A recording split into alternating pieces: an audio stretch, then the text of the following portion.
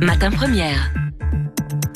Un bon début de journée avec nous, il est 7h46, il connaît le dossier de l'aéroport sur le bout des doigts. Il y a 20 ans, il était déjà en charge des normes de bruit en région bruxelloise. Quel impact le dossier de Brussels Airport aura-t-il sur notre économie?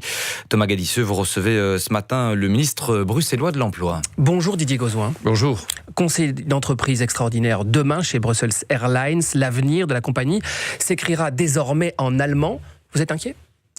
Elle s'est écrite en allemand en 2008, donc il ne faut pas faire les étonnés aujourd'hui. En 2008, les partenaires belges ont décidé de vendre Brussels Airlines tôt ou tard à la Lufthansa, puisque dès 2008, ils acquéraient 45% et la certitude de pouvoir, quand ils le souhaitent, acquérir les 55%. Ils l'ont d'ailleurs fait, les 55%. Ils ont acheté ça pour le prix d'un bel appartement en vue sur mer à Knox pour 2,6 millions. Donc, alors que cette société était en redressement, fonctionnait bien, dégageait des bénéfices, avait de la trésorerie. Donc oui, les Belges ont vendu Brussels Airlines. Mais avant ça, les Belges ont laissé filer la Sabena.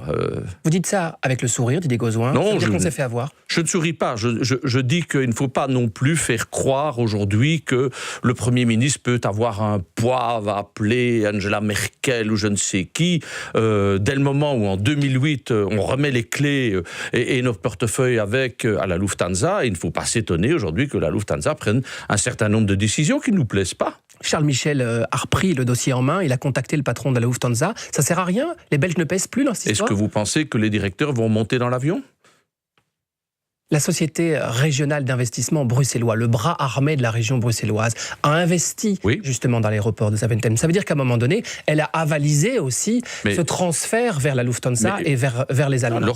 Lorsque nous avons créé Brussels Airlines, c'était une volonté, je dirais, du secteur financier belge, des autorités belges, sauf de la Flandre, bien entendu. Et bien entendu, le fédéral a pris sa large part, la Wallonie et au prorata Bruxelles. C'était pour maintenir une société belge qui s'est appelée Brussels Airlines. Après cela, en 2008, eh bien, il y a eu les choix que vous savez, à savoir de remettre les clés à la Lufthansa. J'ai expliqué que la région bruxelloise était un des partenaires quand même dans cette histoire. Bien entendu. Ça veut dire que vous êtes membre du gouvernement. Elle était à la création de Brussels Airlines. Mais dès 2008, lorsque le fédéral a négocié avec, il faut bien le dire d'ailleurs, sous la houlette des patrons aujourd'hui virés, de faire rentrer la Lufthansa, on savait que tôt ou tard, Brussels Airlines serait contrôlé à 100% par la Lufthansa. C'est le cas aujourd'hui. Donc, ne faisons pas... je ne vais pas réécrire l'histoire, je ne vais pas non plus faire des déclarations tapageuses. Pour moi, depuis 2008, l'histoire est écrite. Sauf qu'il y avait une garantie d'un ancrage, justement, belge. Le journal de Standard, ce matin, titre « Deutsche Coup », comme s'il y avait un coup d'État des Allemands. Écoutez, ça, je pense que c'est exagéré. Dès 2008, dès le moment où vous donnez la majorité d'une société à un actionnaire, vous n'êtes plus, je dirais, avec une certitude de pouvoir prédire l'avenir ou avoir des certitudes précises sur le plan du développement économique. Donc aujourd'hui, je ne crois pas que la Lufthansa va démanteler Brussels Airlines, ce n'est pas son intérêt, mais il est possible que dans quelques années, il y ait des changements de stratégie économique et nous ne maîtriserons rien comme nous ne maîtrisons plus rien aujourd'hui, hélas. TUI est allemand. Brussels Airlines passe donc du côté des Allemands. Depuis 2008. Il reste plus grand-chose aux Belges. On a quasiment la même chose que les Luxembourgeois, en gros, en aéroportuaire. Mais ça, c'est aussi le résultat, je dirais, et ça ne date pas d'hier, depuis à peu près 40-50 ans, il n'y a plus de patriotisme économique belge. Les grands financiers belges, dès qu'ils pouvaient, ils vendaient leurs actifs en France. On le voit avec Carrefour, d'ailleurs. C'est le résultat d'une vente d'un grand patrimoine économique belge, soit aux Pays-Bas, ou soit, en 2008, aux Allemands. Ça, c'est le résultat, je dirais, d'une absence de consensus belge. Et comment vous expliquez, du coup, la mobilisation ces derniers jours d'une plusieurs dizaines de grands patrons belges qui disent qu'il faut sauver le soldat Gustin, entre guillemets, le patron, justement, de Bruxelles, qui symbolise quand même cet ancrage belge. C'est émotionnel et on voit bien que ça ne sert strictement à rien. J'aurais voulu que ces patrons se manifestent en 2008. J'aurais voulu qu'ils se manifestent même avant pour encore consolider davantage la Sabena devenue Brussels Airlines. Là, ils n'ont pas pris leur plume. Donc aujourd'hui, c'est un peu une plume tardive. Depuis plusieurs années, le développement de l'aéroport et surtout du survol, la question du survol suscite le débat. Votre cabinet au ministère de l'Emploi bruxellois a tenté d'évaluer l'impact économique de l'aéroport sur les différentes régions, notamment la région bruxelloise. Pourquoi avoir fait ça? Pour objectiver le débat ou pour peser justement politiquement dans les... Pour objectiver le débat, parce que systématiquement, il y a quelques, notamment le dirigeant de l'aéroport, qui prétend que les normes environnementales nuisent au développement de cet aéroport. Or, depuis l'établissement des normes, de mes normes, il faut bien reconnaître que le nombre de passagers augmente, l'activité augmente, donc tout ça c'est du bluff. Et donc j'ai voulu objectiver et faire une étude correcte de l'impact économique de cet aéroport, à la fois pour Bruxelles, pour la Flandre, pour la Wallonie, mais hélas, et le fédéral et la Flandre ne souhaitent pas qu'il y ait une transparence en cette matière. Pourquoi ? Mais pourquoi ? Parce que ça leur permet d'abord souvent de dire n'importe quoi, notamment lorsqu'il y a une exigence environnementale des Bruxellois, on leur dit mais attention, c'est terrible, ça va avoir... Pour être précis, le patron de Brussels Airport, Arno Feijs, dit qu'en gros, les normes de bruit, c'est 3000 emplois menacés. Oui, il dit ça depuis 10 ans, et depuis qu'il dit on augmente le nombre d'emplois. Alors il dit n'importe quoi. Que dit votre étude ? Ça montre que les chiffres ne confortent pas les discours.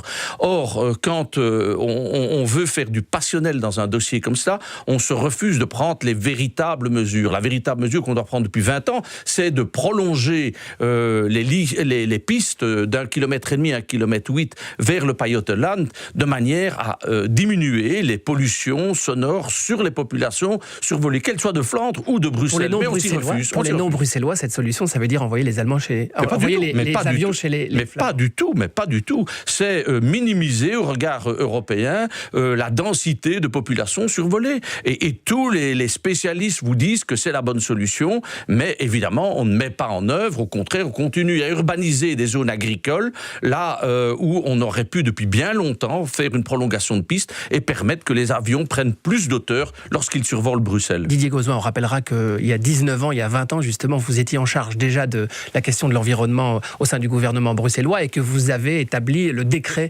sur les normes de bruit qu'on appelle dorénavant d'ailleurs le décret Gauzoin. Revenons à cette histoire d'emploi. Que dit votre étude ? Est-ce que l'emploi à Zaventem, elle bénéficie aux Bruxellois ou aux Flamands ?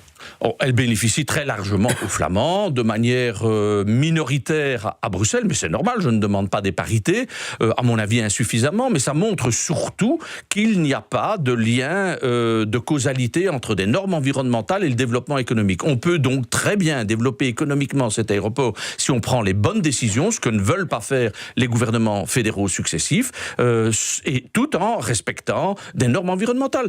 Demandons à la Lufthansa, ça ils connaissent en tout cas. Tous les aéroports allemands sont régis par des normes similaires aux normes que j'ai imposées à Bruxelles. Et par exemple, encore tout récemment, le ministre NVA hier refuse d'appliquer la nuit européenne. Ben White, ça veut dire la nuit européenne, ça veut dire décaler de 6h à 7h. Oui, c'est-à-dire commencer son activité à 7h du matin, de façon quand même à limiter les nuisances pour celles et ceux qui sont encore, je dirais, en repos. Vous évoquez justement cette question du survol.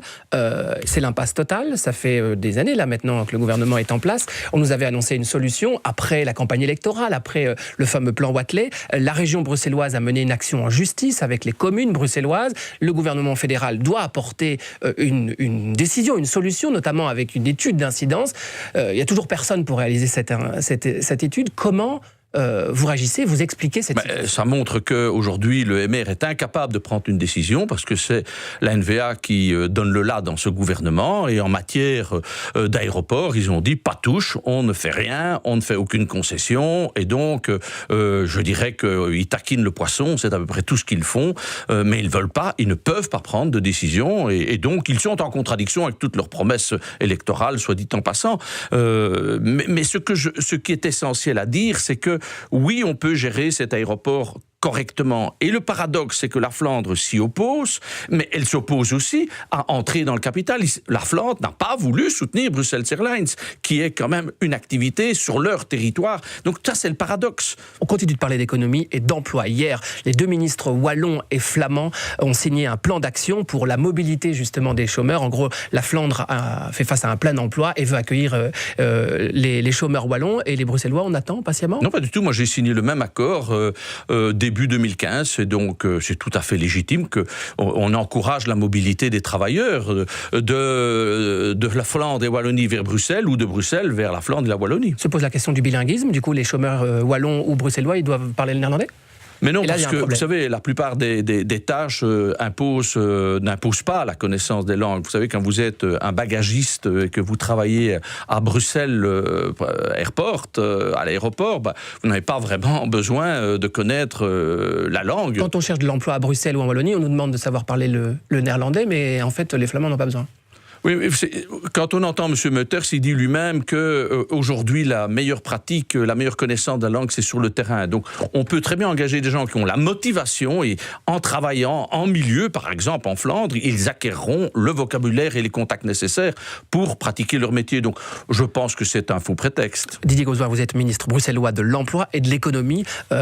Tout le secteur économique pointe la faiblesse de notre enseignement en ce moment et différentes sorties émergent comme ça dans les médias. Le ministre-président, Rudy Vervoort, dit en fait, en gros, on aurait besoin d'un enseignement bruxellois, typiquement bruxellois. Est-ce qu'on va vers une régionalisation Mais c'est évidemment des sottises. C'est toujours la solution d'un certain nombre d'hommes politiques qui croient qu'en redivisant ce pays, en découpant les institutions, en faisant de l'institutionnel, on va trouver les bonnes solutions. Mais ce n'est pas vrai, ce n'est pas vrai. On a un problème avec l'enseignement, et notamment à Bruxelles. Bien sûr qu'on a un problème avec l'enseignement, mais ce n'est pas parce que l'enseignement est géré par la Fédération Wallonie-Bruxelles qu'il est mal géré. Il est mal géré parce que le monde enseignant refuse de travailler avec le monde économique, on refuse de mettre en place des formations à moitié en entreprise et en école. Parce vous dites vous êtes ministre de l'économie, ça veut dire quoi? C'est qui? C'est parce que j'ai pas cette compétence. C'est incontestablement, au niveau de la Fédération Wallonie-Bruxelles, on refuse par exemple de reconnaître à sa juste valeur l'alternance. Or, c'est un mode de formation dans le qualifiant qui est